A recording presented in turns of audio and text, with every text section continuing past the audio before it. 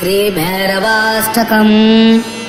श्रीभैरवो रुद्रमहेश्वरो यो महाकालादिस्वरोऽथ यो देवनाथोऽत्र विराजमान श्रीभैरवं तं शरणं प्रपद्ये। पद्मासनासीनमपुरवरूपं महेन्द्रचरमोपरि शोभमानं गदाब्जपाशान्वितचक्रचिह्नं श्रीभैरवं तं शरणं प्रपद्ये। यो रक्तगौरस्तचतुर्भुजश्च पुरस्थितोद्भासितपानपत्र भुजङ्गभूयोमितविक्रमोय श्रीभैरवं तं शरणं प्रपद्ये। रुद्राक्षमाला कलिकाङ्गरूपं त्रिपुण्डयुक्तं शशिभालशुभ्रं जटाधरं स्वानवरं महान्तं श्रीभैरवं तं शरणं प्रपद्ये। यो देवदेवोऽस्ति परः पवित्र भुक्तिः स मुक्तिं च ददाति नित्यं योऽनन्तरूप सुखदो जनानां श्रीभैरवं तं शरणं प्रपद्ये। यो बिन्दुनाथोऽखिलनाथनाथ श्रीभैरवी चक्रपनागनाथ महाद्भूतो भूतपति परेश श्रीभैरवं तं शरणं प्रपद्ये। ये योगिनो ध्यानपरानितान्तं स्वान्तस्थमीशं जगदीश्वरं वै पश्यन्ति पारं भवसागरस्य श्रीभैरवं तं शरणं प्रपद्ये। धर्मध्वजं शङ्कररूपमेकं शरण्यमित्थं भुवनेषु सिद्धं द्विजेन्द्रपूज्यं विमलं त्रिनेत्रं श्रीभैरवं तं शरणं प्रपद्ये।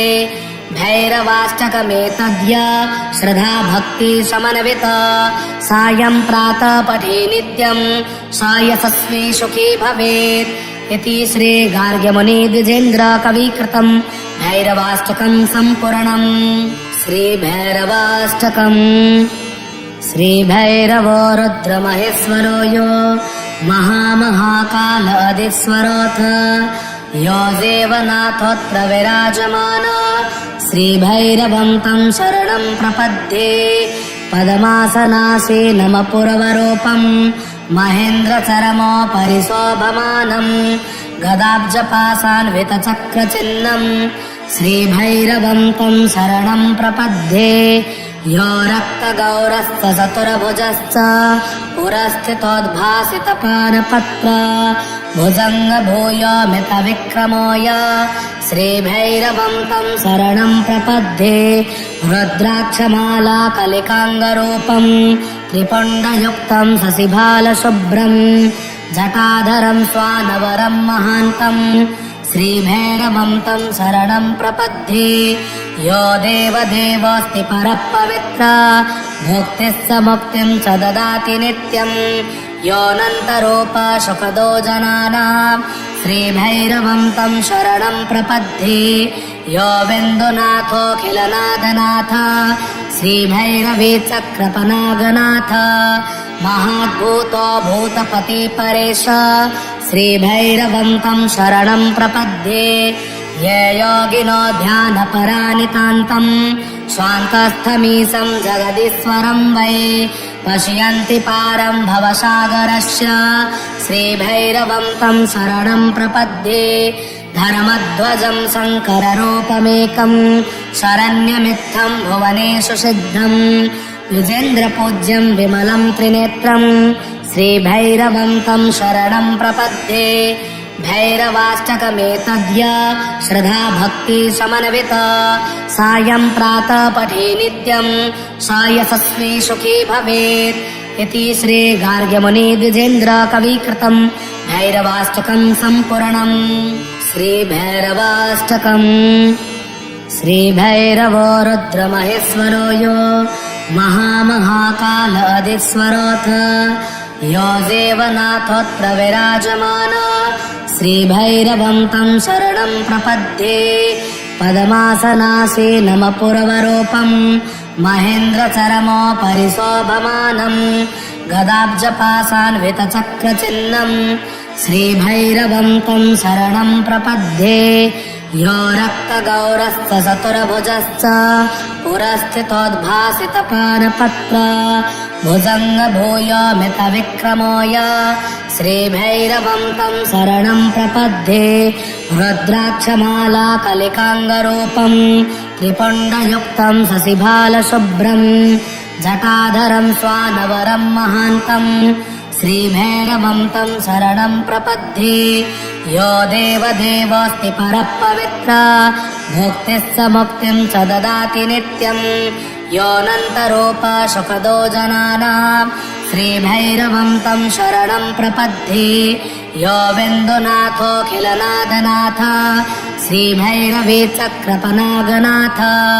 महाद्भूतो भूतपति परेश श्रीभैरवं तं शरणं प्रपद्ये ये योगिनो ध्यानपरानितान्तं स्वान्तस्थमीशं जगदीश्वरं वै पश्यन्ति पारं भवसागरस्य श्रीभैरवं तं शरणं प्रपद्ये धर्मध्वजं शङ्कररूपमेकं शरण्यमित्थं भुवनेषु सिद्धं विजेन्द्रपूज्यं विमलं त्रिनेत्रं श्रीभैरवं तं शरणं प्रपद्ये भैरवाष्टकमेतद्य श्रद्धा भक्ति समन्वित सायं प्रातः पठे नित्यं स यशस्वी सुखी भवेत् इति श्री गार्ग्यमुनि द्विजेन्द्र कविकृतं भैरवाष्टकं सम्पूर्णम्। श्रीभैरवाष्टकम्।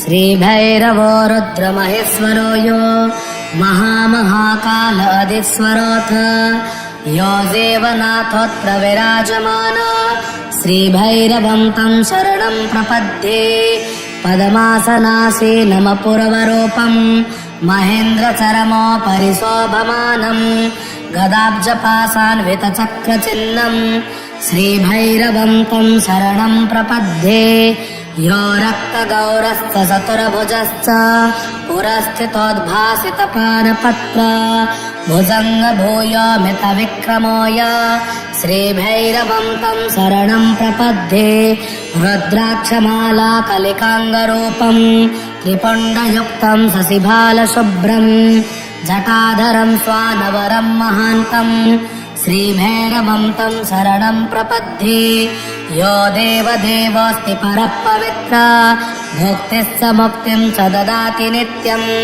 योऽनन्तरूपः सुखदो जनानां श्रीभैरवं तं शरणं प्रपद्ये यो बिन्दुनाथोऽखिलनाथनाथ श्रीभैरवी चक्रपनागनाथ महाद्भूतो भूतपति परेश श्रीभैरवं तं शरणं प्रपद्ये ये योगिनो ध्यानपरानितान्तं स्वान्तस्थमीशं जगदीश्वरं वै पश्यन्ति पारं भवसागरस्य श्रीभैरवं तं शरणं प्रपद्ये धर्मध्वजं शङ्कररूपमेकं शरण्यमित्थं भुवनेषु सिद्धं विजेन्द्रपूज्यं विमलं त्रिनेत्रं श्रीभैरवं तं शरणं प्रपद्ये भैरवाष्टकमेतद्य श्रद्धा भक्ति समन्वित सायं प्रातः पठे नित्यं स यशस्वी सुखी भवेत् इति श्री गार्ग्यमुनि द्विजेन्द्र कविकृतं भैरवाष्टकं सम्पूर्णम्। श्रीभैरवाष्टकम्। श्रीभैरवो रुद्रमहेश्वरो यो महामहाकाल अधिस्वरोऽथ यो देवनाथोऽत्र विराजमान श्रीभैरवं तं शरणं प्रपद्ये पद्मासनासीनमपूर्वरूपं महेन्द्रचरमोपरि शोभमानं गदाब्जपाशान्वितचक्रचिह्नं श्रीभैरवं तं शरणं प्रपद्ये यो रक्तगौरश्च चतुर्भुजश्च पुरस्थितोद्भासितपानपत्र भुजङ्गभूयोमितविक्रमोय श्रीभैरवं तं शरणं प्रपद्ये रुद्राक्षमाला कलिकाङ्गरूपं त्रिपुण्डयुक्तं शशिभालशुभ्रं जटाधरं स्वानवरं महान्तं श्रीभैरवं तं शरणं प्रपद्ये यो देवदेवोऽस्ति परः पवित्रः भुक्तिः स मुक्तिं च ददाति नित्यं योऽनन्तरूपशुखदो जनानां श्रीभैरवं तं शरणं प्रपद्ये यो विन्दुनाथोऽखिलनाथनाथ श्रीभैरवे चक्रपनागनाथ महाद्भूतो भूतपति परेश श्रीभैरवं तं शरणं प्रपद्ये ये योगिनो ध्यानपरानितान्तं स्वान्तस्थमीशं जगदीश्वरं वै पश्यन्ति पारं भवसागरस्य श्रीभैरवं तं शरणं प्रपद्ये धर्मध्वजं शङ्कररूपमेकं शरण्यमित्थं भुवनेषु सिद्धं युजेन्द्रपूज्यं विमलं त्रिनेत्रं श्रीभैरवं तं शरणं प्रपद्ये भैरवाष्टकमेतद्य श्रद्धा भक्ति समन्विता सायं प्रातः पठे नित्यं स यशस्वी सुखी भवेत् इति श्री गार्ग्यमुनि द्विजेन्द्र कवीकृतं भैरवाष्टकं सम्पूर्णम्। श्रीभैरवाष्टकम्। श्रीभैरवो रुद्रमहेश्वरो यो महाकालादिस्वरोऽथ यो देवनाथोऽत्र विराजमान श्रीभैरवं तं शरणं प्रपद्ये पद्मासनासीनमपूर्वरूपं महेन्द्रचरमोपरि शोभमानं गदाब्जपाशान्वितचक्रचिह्नं श्रीभैरवं तं शरणं प्रपद्ये यो रक्तगौरस्तचतुर्भुजश्च पुरस्थितोद्भासितपानपत्र भुजङ्गभूयोमितविक्रमोय श्रीभैरवं तं शरणं प्रपद्ये रुद्राक्षमाला कलिकाङ्गरूपं त्रिपुण्डयुक्तं शशिभालशुभ्रं जटाधरं स्वानवरं महान्तं श्रीभैरवं तं शरणं प्रपद्ये यो देवदेवोऽस्ति परः पवित्र भुक्तिश्च मुक्तिं च ददाति नित्यं योऽनन्तरूपशुखदो जनानां श्रीभैरवं तं शरणं प्रपद्ये यो विन्दुनाथोऽखिलनाथनाथ श्रीभैरवे चक्रपनागनाथ महाद्भूतो भूतपति परेश श्रीभैरवं तं शरणं प्रपद्ये ये योगिनो ध्यानपरानितान्तं स्वान्तस्थमीशं जगदीश्वरं वै पश्यन्ति पारं भवसागरस्य श्रीभैरवं तं शरणं प्रपद्ये धर्मध्वजं शङ्कररूपमेकं शरण्यमित्थं भुवनेषु सिद्धं युजेन्द्रपूज्यं विमलं त्रिनेत्रं श्रीभैरवं तं शरणं प्रपद्ये भैरवाष्टकमेतद्य श्रद्धा भक्ति समन्विता सायं प्रातः पठे नित्यं स यशस्वी सुखी भवेत् इति श्री गार्ग्यमुनि द्विजेन्द्र कवीकृतं भैरवाष्टकं सम्पूर्णम्। श्रीभैरवाष्टकम्। श्रीभैरवो रुद्रमहेश्वरो यो महाकालादिस्वरोऽथ यो देवनाथोऽत्र विराजमान श्रीभैरवं तं शरणं प्रपद्ये पद्मासनासीनमपूर्वरूपं महेन्द्रचरमोपरि शोभमानं गदाब्जपाशान्वितचक्रचिह्नं श्रीभैरवं तं शरणं प्रपद्ये यो रक्तगौरस्तचतुर्भुजश्च पुरस्थितोद्भासितपानपत्र भुजङ्गभूयोमितविक्रमोय श्रीभैरवं तं शरणं प्रपद्ये रुद्राक्षमाला कलिकाङ्गरूपं त्रिपुण्डयुक्तं शशिभालशुभ्रं जटाधरं स्वानवरं महान्तं श्रीभैरवं तं शरणं प्रपद्ये यो देवदेवोऽस्ति परः पवित्र भुक्तिश्च मुक्तिं च ददाति नित्यं योऽनन्तरूपशुखदो जनानां श्रीभैरवं तं शरणं प्रपद्ये यो विन्दुनाथोऽखिलनाथनाथ श्रीभैरवे चक्रपनागनाथ महाद्भूतो भूतपति परेश श्रीभैरवं तं शरणं प्रपद्ये ये योगिनो ध्यानपरानितान्तं स्वान्तस्थमीशं जगदीश्वरं वै पश्यन्ति पारं भवसागरस्य श्रीभैरवं तं शरणं प्रपद्ये धर्मध्वजं शङ्कररूपमेकं शरण्यमित्थं भुवनेषु सिद्धं युजेन्द्रपूज्यं विमलं त्रिनेत्रं श्रीभैरवं तं शरणं प्रपद्ये भैरवाष्टकमेतद्य श्रद्धा भक्ति समन्वित सायं प्रातः पठे नित्यं स यशस्वी सुखी भवेत् इति श्री गार्ग्यमुनि द्विजेन्द्र कविकृतं भैरवाष्टकं सम्पूर्णम्। श्रीभैरवाष्टकम्। श्रीभैरवो रुद्रमहेश्वरो यो महामहाकाल अधिस्वरोऽथ यो देवनाथोऽत्र विराजमान श्रीभैरवं तं शरणं प्रपद्ये पद्मासनासे नमः पूर्वरूपं महेन्द्रचरमोपरि शोभमानं गदाब्जपाशान्वितचक्रचिह्नं श्रीभैरवं तं शरणं प्रपद्ये यो रक्तगौरस्तचतुर्भुजश्च पुरस्थितोद्भासितपानपत्र भुजङ्गभूयोमितविक्रमोय श्रीभैरवं तं शरणं प्रपद्ये रुद्राक्षमाला कलिकाङ्गरूपं त्रिपुण्डयुक्तं शशिभालशुभ्रं जटाधरं स्वानवरं महान्तं श्रीभैरवं तं शरणं प्रपद्ये यो देवदेवोऽस्ति परः पवित्र भुक्तिः स मुक्तिं च ददाति नित्यं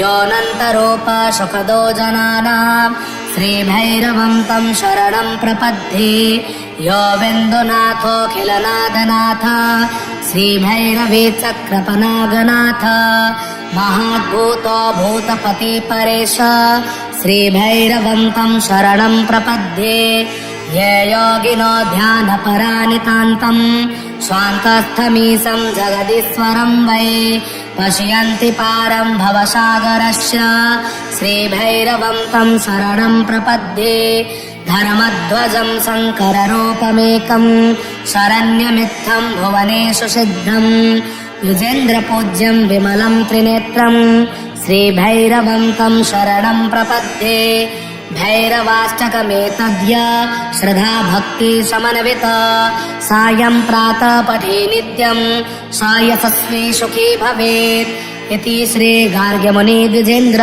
कविकृतं भैरवाष्टकं सम्पूर्णम्। श्रीभैरवाष्टकम्। श्रीभैरवो रुद्रमहेश्वरो यो महामहाकाल अधिस्वरोऽथ यो देवनाथोऽत्र विराजमान श्रीभैरवं तं शरणं प्रपद्ये पद्मासनासे नमः पूर्वरूपं महेन्द्रचरमोपरि शोभमानं गदाब्जपाशान्वितचक्रचिह्नं श्रीभैरवं तं शरणं प्रपद्ये यो रक्तगौरस्तचतुर्भुजश्च पुरस्थितोद्भासितपानपत्र भुजङ्गभूयोमितविक्रमोय श्रीभैरवं तं शरणं प्रपद्ये रुद्राक्षमाला कलिकाङ्गरूपं त्रिपुण्डयुक्तं शशिभालशुभ्रं जटाधरं स्वानवरं महान्तं श्रीभैरवं तं शरणं प्रपद्ये यो देवदेवोऽस्ति परः पवित्र भुक्तिः स मुक्तिं च ददाति नित्यं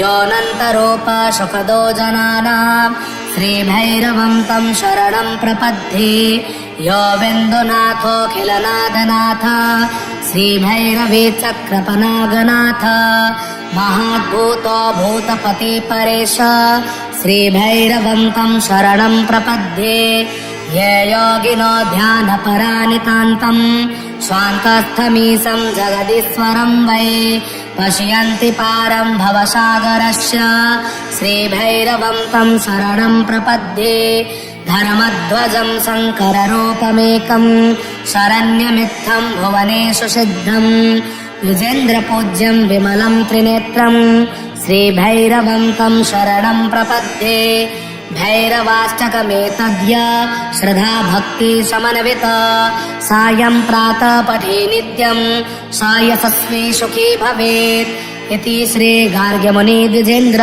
कविकृतं भैरवाष्टकं सम्पूर्णम्। श्रीभैरवाष्टकम्।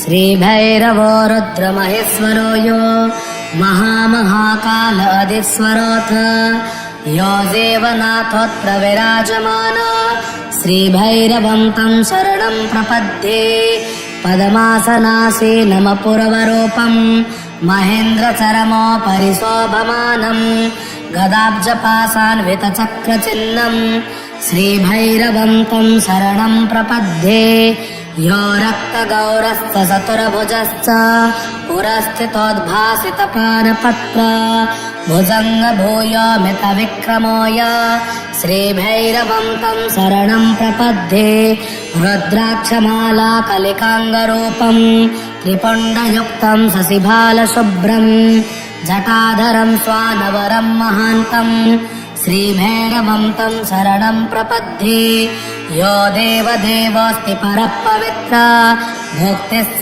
मुक्तिं च ददाति नित्यं योऽनन्तरूपः सुखदो जनानां श्रीभैरवं तं शरणं प्रपद्ये यो बिन्दुनाथोऽखिलनाथनाथ श्रीभैरवी चक्रपनागनाथ महाद्भूतो भूतपति परेश श्रीभैरवं तं शरणं प्रपद्ये ये योगिनो ध्यानपरानितान्तं स्वान्तस्थमीशं जगदीश्वरं वै पश्यन्ति पारं भवसागरस्य श्रीभैरवं तं शरणं प्रपद्ये धर्मध्वजं शङ्कररूपमेकं शरण्यमित्थं भुवनेषु सिद्धं युजेन्द्रपूज्यं विमलं त्रिनेत्रं श्रीभैरवं तं शरणं प्रपद्ये भैरवाष्टकमेतद्य श्रद्धा भक्ति समन्वित सायं प्रातः पठे नित्यं स यशस्वी सुखी भवेत् इति श्री गार्ग्यमुनि द्विजेन्द्र कवीकृतं भैरवाष्टकं सम्पूर्णम्। श्रीभैरवाष्टकम्।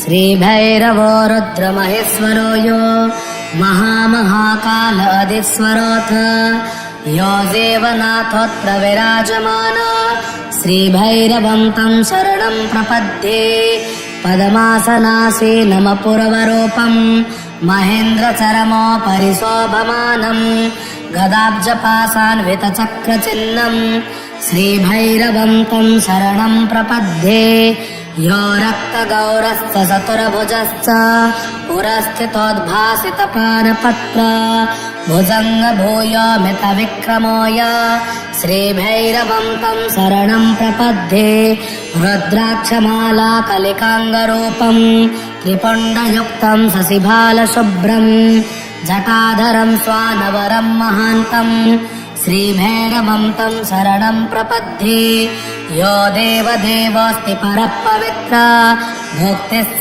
मुक्तिं च ददाति नित्यं योऽनन्तरूपः सुखदो जनानां श्रीभैरवं तं शरणं प्रपद्ये यो बिन्दुनाथोऽखिलनाथनाथ श्रीभैरवी चक्रपनागनाथ महाद्भूतो भूतपति परेश श्रीभैरवं तं शरणं प्रपद्ये ये योगिनो ध्यानपरानितान्तं स्वान्तस्थमीशं जगदीश्वरं वै पश्यन्ति पारं भवसागरस्य श्रीभैरवं तं शरणं प्रपद्ये धर्मध्वजं शङ्कररूपमेकं शरण्यमित्थं भुवनेषु सिद्धं युजेन्द्रपूज्यं विमलं त्रिनेत्रं श्रीभैरवं तं शरणं प्रपद्ये भैरवाष्टकमेतद्य श्रद्धा भक्ति समन्वित सायं प्रातः पठे नित्यं स यशस्वी सुखी भवेत् इति श्री गार्ग्यमुनि द्विजेन्द्र कवीकृतं भैरवाष्टकं सम्पूर्णम्।